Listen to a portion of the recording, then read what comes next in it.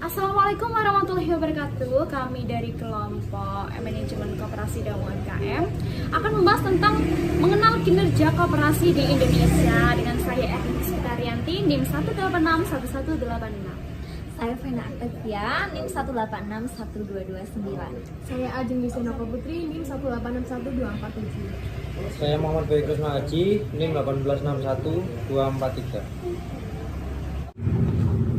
Oh iya, kita kan ada tugas kelompok nih, matkul manajemen pemasaran dan UMKM. Oh iya, Bu Husnul kan, itu tugasnya tuh bikin makal sama video. Wah, kebetulan nih. Yaudah kita diskusi sebentar yuk. Sambil nambah pemahaman terkait tugas manajemen pemasaran dan UMKM. Oh, terus ngomong-ngomong materinya apa ya? Jadi materinya tuh tentang mengenal kinerja koperasi Indonesia.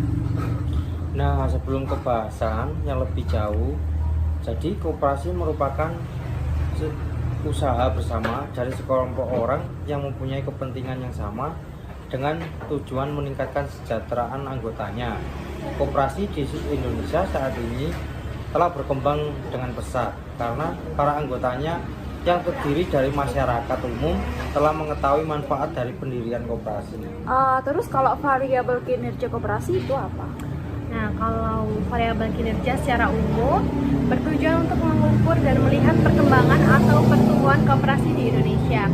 Terdiri dari kelembagaan, keanggotaan, volume usaha, permodalan, aset, dan sisa hasil usaha.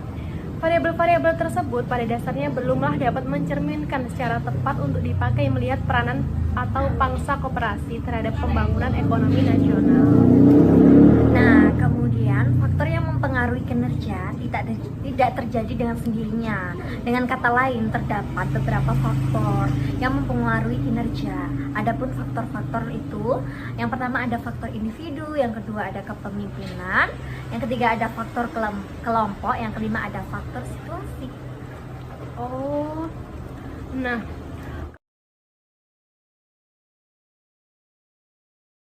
kalau pengukuran kerja tuh gimana sih? Jadi gini, pengukuran kinerja juga merupakan hasil dari suatu penilaian yang sistematik dan didasarkan pada kelompok indikator kinerja kegiatan yang berupa indikator-indikator masalah, keluhan, hasil, manfaat, dan juga dampak. Nah, pengukuran kinerja digunakan sebagai dasar untuk menilai keberhasilan dan kegagalan pelaksanaan kegiatan sesuai dengan sasaran dan tujuan yang telah ditetapkan. Nah, prinsip pengukuran kinerja dalam pengukuran kinerja dapat beberapa prinsip, yaitu 1. Seluruh aktivitas kerja yang signifikan harus diukur. Yang kedua, pekerjaan yang tidak diukur atau dinilai tidak dapat dikelola karena darinya tidak ada informasi yang bersifat objektif untuk menentukan nilainya. Oh, oke, paham. Tapi untuk kelembagaan itu maksudnya gimana sih?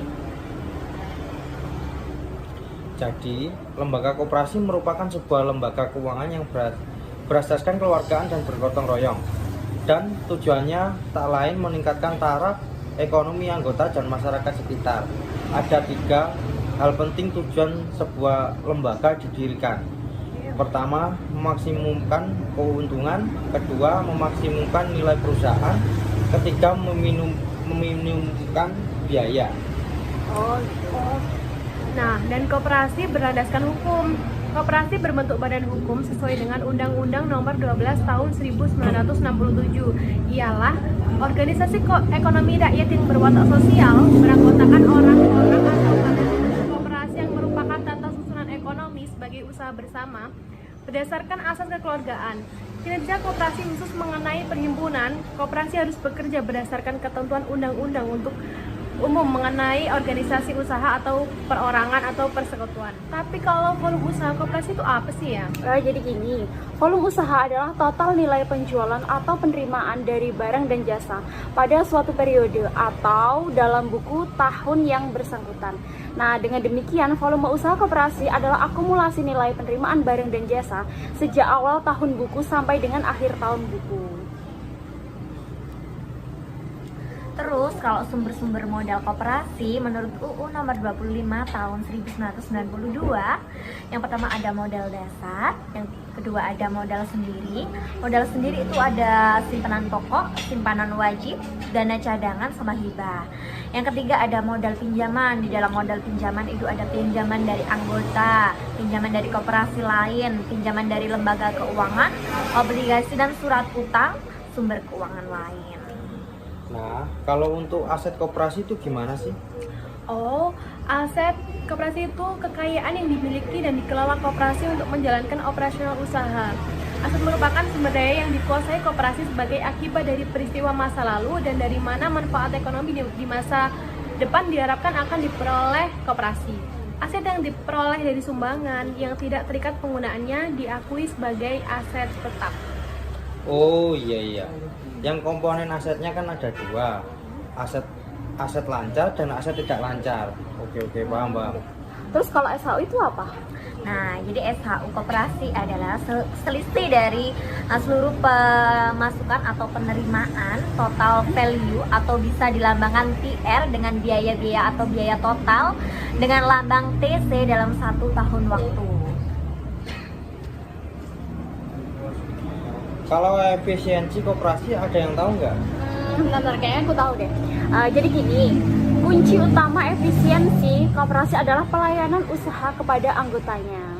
Nah, koperasi yang dapat menekan biaya serendah mungkin, tetapi anggota tidak memperoleh pelayanan yang baik, dapat dikatakan usahanya tidak efisien.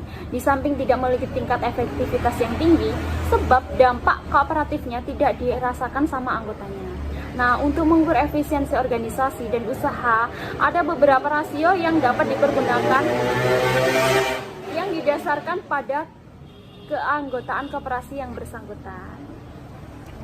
Baik, dari pembahasan kali ini saya jadi bisa menyimpulkan nih, inti dari koperasi adalah kerjasama, yaitu di antara anggota dan para pengurus dalam rangka mewujudkan kesejahteraan anggota dan masyarakat serta membangun tatanan perekonomian nasional. Keanggotaan koperasi bersifat sukarela dan didasarkan atas kepentingan bersama sebagai pelaku ekonomi. Melalui koperasi, para anggota ikut aktif untuk memperbaiki kehidupan masyarakat melalui karya dan jasa yang disumbangkan. Nah, ini ada tambahan nih, dan penilaian kinerja yang dilakukan dengan benar dan tepat secara berkala akan dapat meningkatkan kepuasan kerja dan akhirnya dapat meningkatkan prestasi kerja. Kepuasan kerja bagi karyawan diperlukan untuk meningkatkan kinerjanya. Kepuasan kerja adalah perasaan dan penilaian seseorang atas pekerjaannya, khususnya mengenai kondisi kerjanya dalam hubungannya dengan apakah pekerjaannya mampu memenuhi harapan, kebutuhan, dan keinginannya. Kepuasan kerja karyawan berdampak pada prestasi kerja, disiplin, kualitas kerjanya. Baik teman-teman, jadi di sini kelompok kami mengambil usaha UMKM yang ada di Kota Jombang, yaitu RJ Wedding Jombang yang beralamatkan di Desa Pandanwangi, lebih tepatnya 200 meter dari STI PGRI Udayantara Jombang. Nah, usaha ini didirikan oleh Bapak Rizal sejak tahun 2015 dan bergerak di bidang wedding organize dan persewaan alat pesta. Nah, berikut poin penting dari narasumber yang saya dapatkan, yaitu selalu berinovasi dengan mengikuti perkembangan zaman. Yang kedua, mengutamakan konsep kepuasan klien. Dan yang ketiga, relasi yang luas. Jadi, klien bukan hanya di kalangan Kota Jombang aja. Mulai dari Ponorogo sampai Madura, sudah banyak yang pernah bekerja sama dengan RJ Wedding Jombang. Sekian cuplikan dari kami. Terima kasih. Sekian penjelasan dari kami. Kurang lebihnya mohon maaf. Terima kasih. Wassalamualaikum warahmatullahi wabarakatuh.